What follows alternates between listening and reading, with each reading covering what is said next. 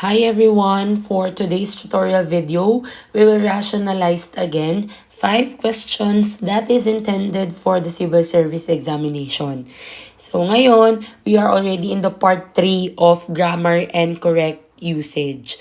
And yung directions para sa mga question na to is choose the letter that represents the correctly written sentence. So, ang kailangan natin gawin ay hanapin yung sentence na pinakatamang na isulat. So, let's try number 11. If you will pay attention with number 11, they have the same contents and words. Ang pinagkakaiba lang dito is yung placing ng ating mga semicolon. Okay? Now, if you want to answer on your own, you are free to pause the video before I say the correct answer. So, the correct answer for number 11 is letter A. Why letter A? The main purpose of a semicolon is to separate two independent clause. Okay? So let's check if letter A fit the function. So you'll need to turn left on Aguinaldo Street. So that is one independent clause already. Now, the next one, it's the third house on the right. So, kung titingnan natin, tama, nag-separate siya ng two independent clause. Okay? So, try natin si letter B. Kung bakit hindi si letter B yung tamang sagot. You'll need to turn left. Tama naman, isa siyang independent clause. However, let's pay attention sa sumunod na sentence. On Aguinaldo Street, it's the third house on the right. Kung mapapansin nyo, hindi na siya independent clause. Naging dependent clause na siya. Pag sinabi kasi nating independent clause, it can stand on its own. Maiintindihan mo na siya kagad. And with the case of letter B, on Aguinaldo Street, it's the third house on the right. So, ano yun? You cannot understand the sentence because it's not a independent clause. Okay? So again, the correct answer for number 11 is letter A. So, let's try number 12. Okay? So, ang hinahanap naman natin dito ngayon is yung tamang placing ng ating comma. So, si letter B, wala siyang comma. Now, pag pinag-usapan natin yung comma, its main function or yung pinaka-purpose niya is to make a pause in a sentence. And also, hindi lang siya basta-basta pause. Kailangan tama rin yung lagay niya ng pause para mas maintindihan ng mga tao yung sentence. Okay? So, again, you're free to pause the video if you want to answer on your own. Okay? So, the correct answer for this number is letter D. Now, why letter D? Let me read to you the sentence. Since we have a game today, we have to leave the campus early. So dito, tama yung placing ng comma, and if you will look at the sentence, it effectively communicates the necessary information in a clear and concise manner.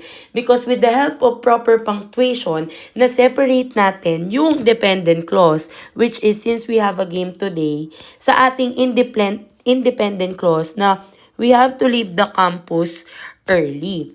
So we can already understand na since we have a game today, pause, we have to leave the campus early. Now, if we will try to analyze letter C, bakit hindi si letter C?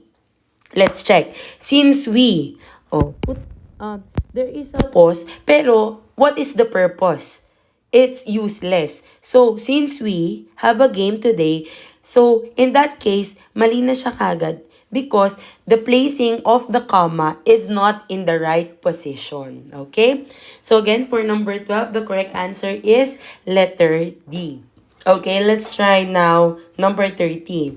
So with number 13, ang hinahanap natin is right placement ng ating mga kama to divide yung iba't ibang pagkain na kinain nila during their camp out. So again, you are free to pause the video if you want to answer it on your own, okay? So the correct answer for this number 13 item is letter C. Okay, now let me explain to you bakit. So with letter C, this sentence uses proper punctuation para i-separate yung list of food na kinain nila. So let's analyze the sentence. We had a camp out and ate lots of food. Now, what are those food na inisa-isa niya? Burgers, fries, pizza, chicken, and spaghetti. So that is correct. Now, if we will analyze letter D, why not letter D is the correct answer is that we had a camp out and ate lots of food, burgers, fries. So, hindi kasi isa si food at si burger and si fries. They are different entities.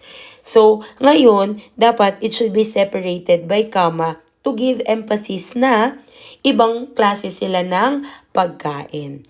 And the same thing with the other items. Okay? Now, let's have number 14.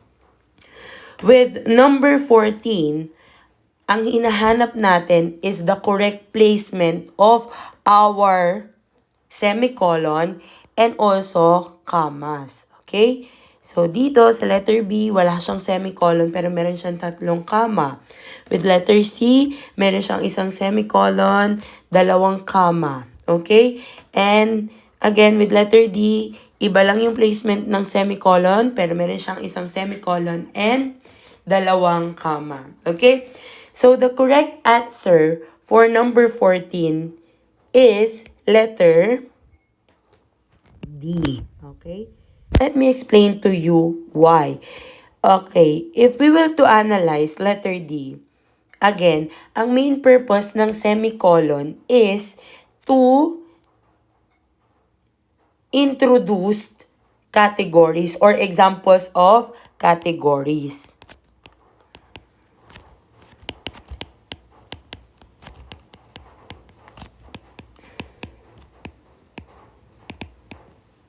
Categories or example. Now, in this case, this sentence separates the semicolon through the introductory clause. What is your introductory clause? Or yung nag-i-introduce na clause, the park had many attractions. And then, meron tayong semicolon.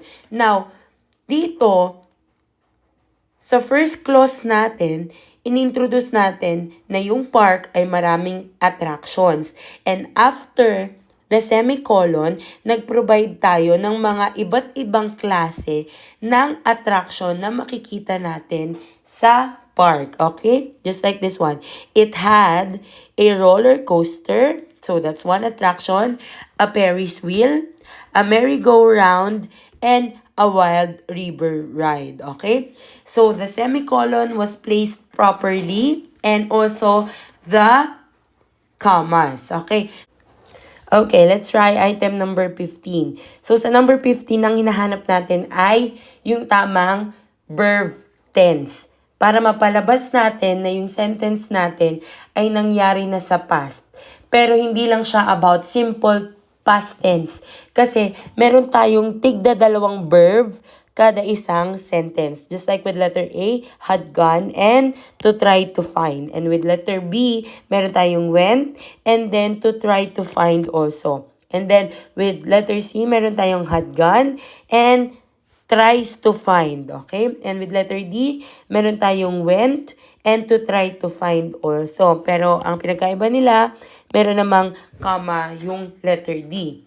So again, just like what I have told you, if you want to answer it on your own, you are free to pause the video before I say the correct answer. Okay? So the correct answer for number 15 is letter A. Now, let me explain to you why, bakit si letter A yung tamang sagot. Okay? So, what we are looking here is a past perfect tense. Kailan ba natin ginagamit si past perfect tense? Pag yung dalawang action ay parehas ng nangyari sa past. Pero ginagamit natin yung had to the first action na natapos bago matapos yung pangalawang action. So in this case, Miss Del Mundo had gone to the United Kingdom. Mas una muna siyang pumunta ng United Kingdom to try to find a high-paying job. Okay? So ibig sabihin, Miss Del Mundo already went to the United Kingdom to look for a job. So, parehas na silang tapos na nangyari. So, had gone indicate the action of going to the United Kingdom occurred before the time of the main clause. So, which is the past tense to try to find. So, the phrase to try to find is also correctly used to indicate the purpose of the action. So, again, in this case, letter A is the correct answer because it used the correct past perfect tense to indicate that two actions had happened already in the past. Okay?